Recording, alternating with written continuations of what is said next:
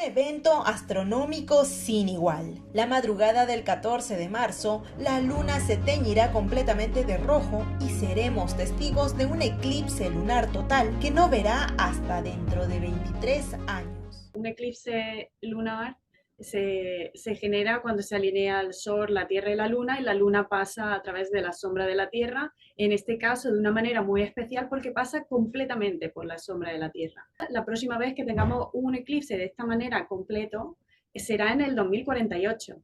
Con lo cual, tenemos que aprovechar estas oportunidades de manera científica, porque cuando la luna pasa por esa sombra y se torna de ese color rojizo, podemos usar ciertos instrumentos para ver zonas específicas de la luna que no podemos observar de la misma manera cuando simplemente tenemos la luna sin estar en el eclipse.